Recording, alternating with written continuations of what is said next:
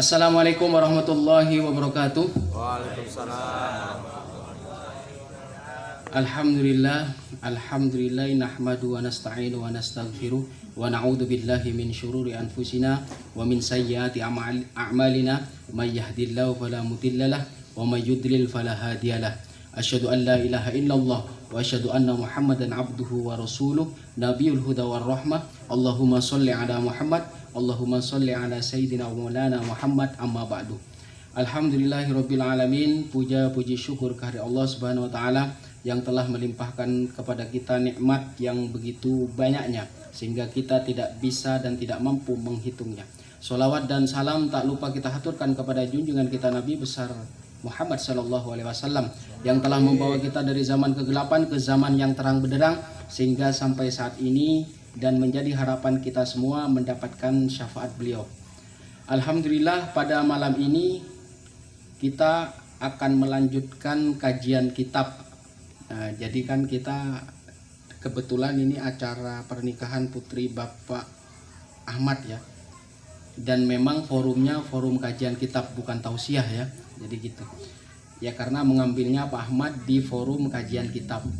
Jadi kajian kitab yang seperti sebelumnya yaitu kitab Umdatul Ahkam min Kalami Khairil Anam alaihi salatu wassalam, yaitu tentang dasar-dasar hukum yang bersumber dari hadis Rasulullah sallallahu alaihi wasallam. Dan saya membawa kitab yang versi tebalnya yaitu Taisirul Alam Syarhu Umdatul Ahkam karya Abdullah bin Abdurrahman Al-Bassam. Ini kitab syarahnya. Biasanya saya membawa kitab yang kecilnya, ini kitab yang tebelnya. Jadi yang seperti ini dia. Ya. Untuk malam ini kita akan membahas masalah yang akan datang kepada kita yaitu bulan Ramadan, yaitu bulan Syam atau bulan puasa. Ini membahas tentang Kitabus Syam, yaitu bab yang berkaitan dengan puasa. Kitabus Syam asluhu fil lughati al-imsak wa fi syar'i al-imsaku 'anil muftirati ma'an niyah min tulu'il fajri ila ghurubi syamsi. Jadi secara bahasa siam itu artinya imsak, menahan.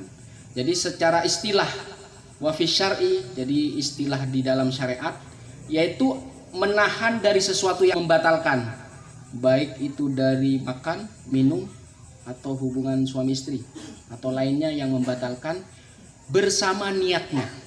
Jadi melafalkan niat. Min tulu'il fajri ila ghurubis syamsi. Jadi dari puasa ini, menahannya ini dari terbitnya fajar sampai waktu maghrib. Wa siyamu syahrul Ramadan huwa ruknur rabi' min arkanil Islam. Jadi puasa Ramadan itu bagian dari rukun Islam yang keempat. Jadi rukun Islam yang keempat yaitu puasa. Wasyamu min afdhalil ibadati li'annahu tajtami fi anwa'us sabr thalathah. Jadi sebenarnya puasa itu ibadah yang afdol, ibadah yang diutamakan. Yang pertama adalah karena di dalam puasa itu as-sabru ala taatillah. Jadi kita itu bertahan atau sabar untuk taat kepada Allah. Itu dari puasa.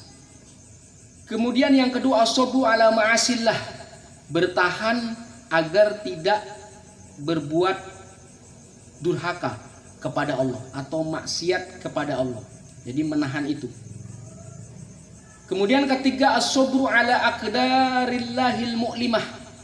Jadi bersabar terhadap takdir Allah yang menyakitkan. Nah, ini al-mu'limah itu takdir, itu yang namanya takdir tidak ada sebenarnya yang buruk. Yang namanya takdir itu semuanya baik. Kenapa disebutkan di sana itu takdir khairihi wa syarrihi? Khairihi wa syarrihi itu maksudnya penerimaan kita. Kadang kalau takdir itu baik, menguntungkan kita, kita akan bersyukur. Tapi ketika takdir itu menyusahkan kita, menyulitkan kita, biasanya kita bersabar. Nah, yang dimaksud di sini ada as-sabru ala aqdarillah al-mu'limah. Hakikat takdir, semuanya takdir itu baik semua. Cuman penerimaan kita sebagai manusia yang lemah, maka ketika ditimpa senang atau suatu hal yang Yang menggembirakan harapannya akan bersyukur, dan ketika ditimpa kesusahan atau kesulitan harapannya akan bisa bersabar. Jadi ada 3 sebenarnya berkaitan dengan puasa dan keutamaan, yaitu as-sabru ala taatillah, as-sabru ala maksiatillah, kemudian yang ketiga as-sabru ala aqdarillahil al-mu'limah. Jadi bersabar terhadap takdir Allah yang menyakitkan. Al-mu'limah itu yang menyakitkan. Wa wali anna Allah ta'ala nasaba shaum ila nafsi. Bahkan Allah itu menisbatkan puasa itu kepada dirinya sendiri. Jadi ibadah puasa itu ibadah rahasia sebenarnya antara seorang hamba dan penciptanya. Bahkan orang lain tidak akan tahu kita berpuasa. Nah, itu. Wali anna Allah ta'ala nasaba shaum ila nafsi wa wa'ada bil jazaa'i alaihi min kibali subhanahu wali annahu sirrun baina rabbi wa baina abdi. Jadi Allah langsung mendatangkan pahala. Langsung mendatangkan pahala dari sisinya. Karena sebenarnya puasa itu ibadah yang sir, ibadah yang rahasia antara hamba dan Robnya, antara pencipta dan hambanya. Jadi hanya berdua saja. Bahkan istri kita yang dekat tidak tahu apakah kita berpuasa atau tidak. Jadi misalkan kita bekerja di luar, waktu duhur kita makan, setelah ke rumah biasanya kita berpura-pura berpuasa.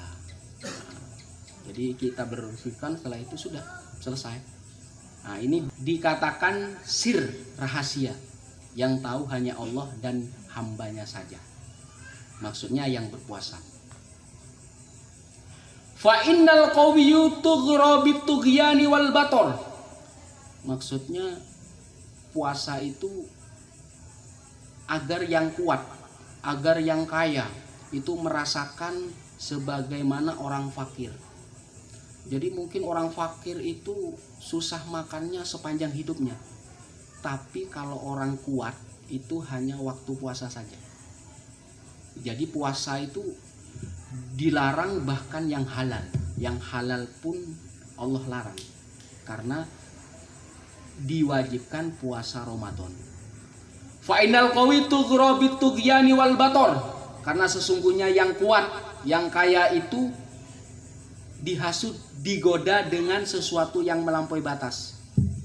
Bahkan di dalam surat Al-Alaq ayat 6 sampai 7, kalla innal insana la yadgha ar-ra'a ustaghna. Jadi sekali-kali tidak, sungguh manusia itu melampaui batas kalau dia diberikan cukup, kalau dia diberikan kaya. Jadi banyak tingkahnya. Jadi banyak tingkahnya itu maksudnya pekerjaan perbuatan yang melampaui batas, yang bukan kebutuhannya. Maka disebutkan kalla innal insana la yadgha. Sama sekali tidak, sesungguhnya manusia itu melampaui batas. Ar-ra'a hustagna, ketika melihat dirinya dalam berkecukupan atau kaya. Faliya'lama annahu dha'if fakir baina yadayillah hinama yara du'fa wa 'ajzahu fayunkiru fi nafsil al-kibr wal uzmah fayastakinu li rabbi wa yalinu li khalqi. Maka dengan puasa orang itu mengerti dan paham kelemahan dan kefakiran dirinya. Jadi meskipun puasa, meskipun dia banyak makanan, orang kaya dia akan merasakan lemah dan merasa fakir. Karena makanan lezat yang biasanya dia nikmati akan dilarang waktu berpuasa. Baina yadayillah hinama yarodu'fa wa azzuhu. Jadi ketika dia, orang yang berpuasa, orang kaya yang berpuasa akan menyaksikan kelemahan dan kekurangannya. Fayungkiru fi nafsi al-kibr. Bisa jadi dengan kita berpuasa akan menjauhkan di diri kita adalah perasaan sombong atau sifat sombong, wal udmah, dan membesar-besarkan dirinya sendiri. Fayastakinu li rabbi, dan merasa miskin di hadapan Tuhannya. Wa yalinu li khalqi, dan lemah lembut antar sesamanya. Wa minhu hikamun ijtima'iyatun min ijtima'ihim ala ibadatin wahidah fi waqtin wahidin wa sabruhum jami'an qawihum wa dhaifum wa syarifum wa dhaifuhum wa ghanim wa fakirum ala mu'anatiha wa tahammiliha mimma yusabbibu rabta qulubihim wa ta'allufi arwahihim wa lamma kalimatahum. Jadi sebenarnya yang kuat juga merasakan puasa, yang lemah juga, orang yang mulia, orang yang rendah, orang yang kaya dan orang yang fakir, mereka merasakan pedihnya rasa lapar dan rasa haus. Mimma yusabbibu rabtu qulubihim. Jadi ketika orang kaya dan orang miskin merasakan pedihnya menahan lapar, menyakitkannya merasakan haus, maka harapannya terhadap orang yang fakir dia lebih lembut, lebih mengasihi, lebih menyayangi. Rabtu qulubihim, mengikat hati antara yang kaya dan yang miskin sampai ke ruhaninya, sampai kalimat-kalimatnya sama, yaitu menghormati bulan puasa atau bulan Ramadan. Kama annahu sabbaba'athu bi ba'duhum ala ba'din wa rahmatun ba'dum ba'do hinama yuhassul ghaniyyu alamul ju' wa lad'adh dhama' fa yatadhakkaru anna akhul fakir yu'ani hadhil alam dahru kullah. Bahkan yang kaya pun merasakan sakitnya lapar, pedihnya menahan haus, seperti saudara-saudara kita orang fakir, orang miskin yang merasakan lapar dan haus sepanjang hidupnya. Fayajudu alaihi mim malihi bi syai'in yuzilu dhaghain wal ahqad. Orang kaya merasakan puasa itu apa? Agar mereka merasakan apa yang dirasakan orang-orang miskin, sehingga dia memberikan hartanya kepada orang yang membutuhkan, kepada orang yang lebih miskin daripada dia.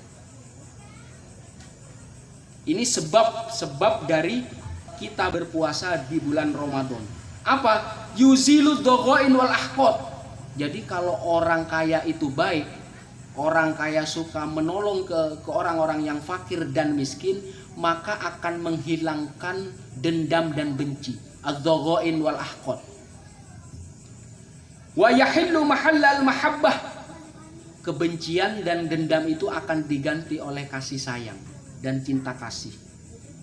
Wa bihada yutimmus silmu bainat tabaqat. Maka dengan hikmah puasa, orang miskin puasa, orang kaya puasa, segala lini kehidupan akan merasakan kasih sayangnya. Kasih sayang orang-orang kaya karena dia baik. Jadi kalau orang kaya sombong pasti akan menimbulkan kebencian dan dendam daripada orang-orang miskin. Nah, itu seperti itu. Ini berkaitan dengan hal puasa. Sekarang kita akan menginjak kepada al-hadis. Ini hadis ini. An Abi Hurairah radhiyallahu anhu qala Rasulullah sallallahu alaihi wasallam, la taqaddamu Ramadan bi shaumi yaumin wala yaumaini illa rajulun kana yasumu sauman falyasum. Kalau kita mau mendekati puasa, ini puasa tanggal berapa? 1 atau 2? 2. Atau menunggu pengumuman pemerintah? Menunggu pengumuman. La taqaddamu, janganlah kalian mendahului. Jadi kalau misalkan puasanya tanggal 1, tanggal 29 itu jangan berpuasa sunnah. Jadi kalau kita sebelum puasa 1 hari atau 2 hari sebelum puasa Ramadan, kita berpuasa sunnah, itu ditakutkan bercampur dengan puasa wajib. Jadi 2 hari atau 1 hari sebelum puasa Ramadan itu jangan puasa dulu. Apa? Untuk menghormati puasa wajib di bulan Ramadan. Jangan mendahului puasa Ramadan bisaumi yaumin, 1 hari atau sebelum Ramadan 2 hari.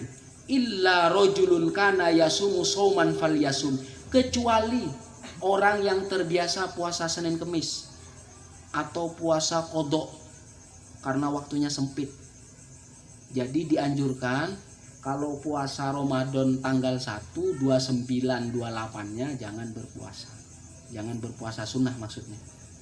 Apa? Biar tidak bercampur dengan puasa wajib. yaitu di bulan Ramadan. Tataqaddamu, jangan mendahului. Jadi artinya adalah yuridu tamyiz bainal ibadat wal adat. Karena kita mungkin membiasakan puasa sunnah, puasa Senin Kemis. Ibadah aslinya yang harus diutamakan adalah ibadah yang wajib dulu. Apalagi 1 hari atau 2 hari sebelum puasa Ramadan, maka jangan berpuasa, dianjurkan jangan berpuasa. Wa yuridu ayyumayyiza baina furudil ibadat wa nawafiliha. Jadi untuk membedakan antara ibadah yang wajib dan ibadah yang sunnah, maka hendaknya jangan berpuasa 1 hari atau 2 hari sebelum puasa Ramadan.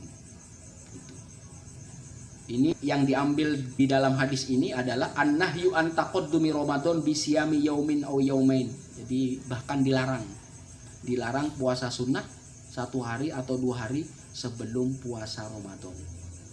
Ar-rukhsah fi dzalika liman shadafa qabla Ramadan adati siyam kayaumil khamis wal itsnain. Ada rukhsah, ada kelonggaran bagi orang yang berpuasa Senin Kemis. Jadi kalau misalkan wajib puasa Ramadan di hari Jumat, kalau dia membiasakan diri puasa Senin Kemis boleh. Tapi menurut saya anjurannya libur dulu, puasa hari Kemisnya. Itu untuk apa? Untuk menghormati bulan Ramadan. Ini agar menjadi pembeda antara puasa sunnah dan puasa wajib.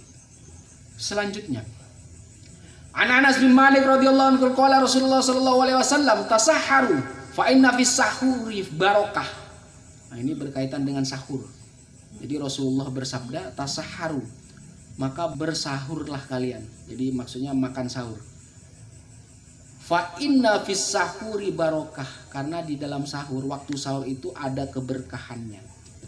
Jadi makna sahur atau suhur itu berkaitan dengan waktu sahur.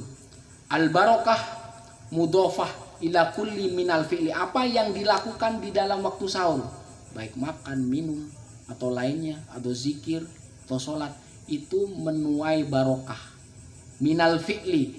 Jadi hal-hal yang berkaitan dengan sahur. Ya'murun nabi bitasahur alladhi huwal aql wasyurab waqta sahur isti'dadan lisyami wa yudhkarul hikmah al-ilahiyah fi. Jadi memang Rasulullah menganjurkan kita sahur. Apa? Agar apa? Isti'dadan lisyam, menyiapkan kita berpuasa. Dan itu mengandung hikmah ilahiyah, jadi hikmah ketuhanan. Wahiyah hululul barokah. Jadi di waktu sahur itu datangnya berkah langsung dari Allah. Al barokah itu apa itu barokah? Tashmalu manafi'ud dunya wal akhirah. Barokah itu manfaat yang bisa kita petik di dunia dan di akhirat. Jadi semuanya yang mengandung manfaat yang ada di dunia bahkan di akhirat kelak. Famin barokati sahur ma yahsulu bihi minal i'ana ala taatillah. Jadi kalau berkaitan dengan sahur itu membantu kita taat kepada Allah. Jadi membantu kita apa? Kita berpuasa agar puasa kita kuat fin nahar, di siang hari. Fa inal ja'i wa dhami yaksalu anil ibadah. Kadang orang yang lapar, orang yang haus itu malas dalam beribadah. Maka dengan adanya sahur bisa membantu. Jadi kenapa kita dianjurkan, disunnahkan untuk sahur? Karena sahur itu membantu kita taat. Maksudnya taat itu kita mengerjakan puasa dengan sempurna. Karena kebiasaan orang yang lapar dan haus itu malas biasanya. Yaksalu anil ibadah. Orang yang lapar dan haus itu biasanya yaksalu anil ibadah. Dia malas dalam beribadah. Wa min barokati sahur ala shaim idza tasahharu la yamallu i'adatus siyam. Bahkan orang yang sering sahur, orang yang selalu sahur, la yamallu i'adatus siyam. Jadi kalau dia terus berpuasa selama 30 hari misalkan, mereka tidak bosan puasanya. Dia sudah mempersiapkan, baik mempersiapkan secara jasmani, karena kita mempersiapkan agar perut kita jangan sampai terlalu kosong. La yamallu i'adatas siyam, jadi tidak bosan untuk mengulang puasa selama 30 hari. Khilafan liman lam yatasahhar. Jadi berbeda dengan orang-orang yang belum sahur. Fa innahu yajidu harajan wa masyaqqatan yathqalani alaihi al-audah ilahi. Bahkan orang yang enggak sahur itu akan mendapatkan kesulitan karena akan terlalu lapar ntar. Dan dia biasanya kalau terlalu lapar tidak akan mengulang puasanya. Jadi makanya dianjurkan, disunnahkan sahur setiap puasa. Wa min barakatis sahur at-thawab al-hasil min mutaba'atir rasul. Jadi yang melakukan sahur itu adalah mendapatkan pahala mengikuti sunnah Rasul. Wa min barakati aidon annal mutasahhir yaqumu fi akhiril lail. Bagi orang yang sahur itu pasti dia akan bangun di akhir malam. Wa yadhkurullah ta'ala wa yastaghfiru thumma yusalli salatal fajri jama'atan bi khilai malam yatasahhar wa hada musyahid. Jadi orang yang sahur itu biasanya bangun malam. Dia akan berzikir, dia akan meminta ampun kepada Allah, kemudian sholat. Bahkan sholat subuhnya bisa berjamaah. Bi khilafin malam yatasahhar. Jadi berbeda dengan orang yang tidak sahur. Gitu. Fa inna iddatal musallin fi sholati subhi ma'al jamaati fi Ramadan akthar min ghairihi min ajli sahur. Jadi biasanya sholat subuhnya di waktu puasa Ramadan itu jamaahnya lebih banyak dibandingkan hari biasanya. Jadi iddatal musallin, jumlah orang yang sholat fi sholati subhi, di dalam sholat subuh, ma'al jamaah subuh berjamaah fi Ramadan, di dalam puasa Ramadan lebih banyak dibanding sholat yang di luar Ramadan. Karena apa? Berkahnya sahur. Wa min barakati sa'anu ibadatun idnawa bil isti'anah ala ta'atillah wal mutaba'ah lir rasul walillahi fi syarri hukmin wa asrorin, hikamin wa asrorin. Jadi barokah sahur itu anu ibadah ketika diniatkan minal isti'anah. Jadi sahur itu membantu kita taat kepada Allah. Jadi membantu kita menyempurnakan puasa kita agar tidak lapar dan agar tidak haus. Wal mutaba'ah lir rasul, dan mengikuti sunnah Rasul. Apa yang diambil hikmah atau pelajaran apa yang diambil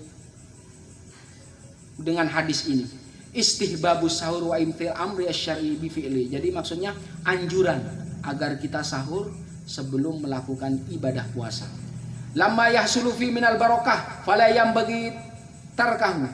Jadi kalau sahur menghasilkan berkah, maka dianjurkan jangan meninggalkannya. Wal barakah tuhmalu alal fi'li, maka keberkahan itu akan membawa kepada perbuatan wa alal mutasahhir, dan kepada orang-orang yang sahur. Itu seperti itu.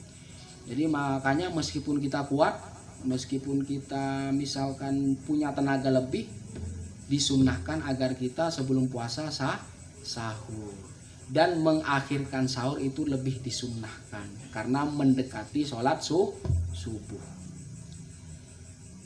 Selanjutnya, jadi ini berkaitan tentang sahabat Anas bin Malik dan Zaid bin Sabit. Qala, kita pernah sahur bersama Rasulullah SAW. Tsumma qama ila sholati. Kemudian kita setelah sahur sholat berjamaah bersama Rasulullah. Lalu sahabat Anas bertanya kepada Zaid, kam kana bainal adani wasol, berapa jarak waktunya antara sahurnya Rasulullah dengan sholat subuhnya? Qala qadru khamsina ayat. Jadi jarak antara sahurnya Rasulullah dengan azan subuh itu khamsina ayat, 50 ayat. Jadi jarak waktunya kita membaca Al-Qur'an 50 ayat. Kira-kira berapa menit tuh? Kita membaca Al-Qur'an 10 menit ada? 10 menit lah ya, 10 menit atau 15 menit. Nah, jadi anjuran mengakhirkan sahur. Jadi anjuran di sini mengakhirkan sahur. Yarwi Anas bin Malik an Zaid bin Sabit anna Zaidan tasahhara ma'a Rasulillah fakana min sunnati ayat tasahhar qubailas subh. Jadi dianjurkan sahur itu dekat-dekat imsak, Pak. Jadi dekat-dekat imsak. Apa? Jadi itu bagian sunnah. Jadi mengakhirkan sahur, mensegerakan berbuka, maka disebut ta'jil. Jadi ta'jil itu bercepat-cepat. Jadi kalau berbuka harus dipercepat. Kalau sahur harus diakhirkan.